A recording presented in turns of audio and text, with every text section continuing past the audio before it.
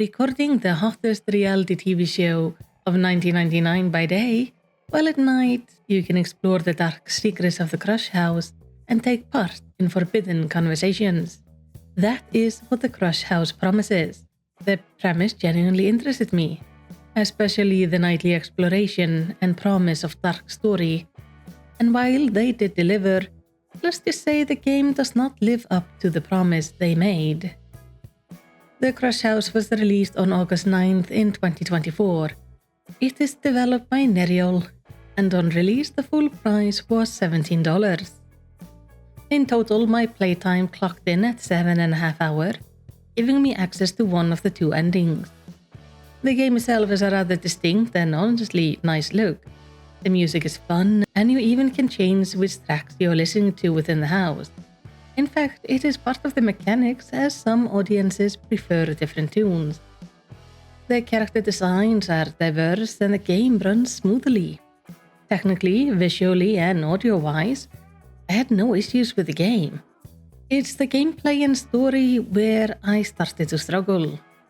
In Crush House, you play Jay, who is the camera person for the reality TV show.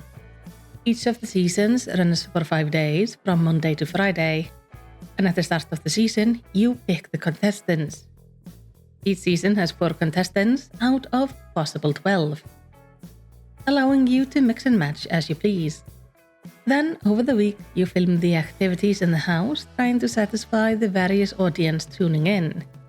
Each day there are different audiences, and there is genuinely a good variety of them. And as you get to know the audiences better, you can better position yourself to fulfill multiple audiences' desires at the same time, which as the game comes on becomes pretty much mandatory. Audiences range from those who tune in for the drama, those who are here for conspiracy theories, enthusiasts about plumbing, or those who just like to see some feet on live air. If you keep the things that different audiences desire in frame, they become more excited, increasing their happiness until they are satisfied with today's show. On the normal difficulty, you start having to fulfill most audiences' wishes, but around the 4th season, I had the requirement to fulfill all of my audience's wishes each day, which could be easy or incredibly tough depending on the random audiences assigned that day. You see, in many cases, the audiences don't want you to record the contestants. Instead, you just want to go around and film the various items that give the correct buff for the audiences of the day. So, with the right combo, you might go an entire episode without recording a single cast member. And honestly, those are the easier episodes. Because with the other ones, you have to deal with the cast. This group of characters is painfully one-dimensional. They fall into few personality traits, and they walk around the house to interact with one another. So if your audience desires wholesome friendships, you better hope the cast hasn't decided that today is the day to wage war with one another for no apparent reason. Over the 5 days, the cast will meet up, become friends, enemies, lovers, and probably enemies again, often within the same day or two. There is really no good way to predict what kind of interactions they will be having, outside of starting to recognize the different repetitive dialogue chains, which at least can help you figure out which way that conversation is about to go. There are really no storylines between the cast members, except on what the AI decided to do that day.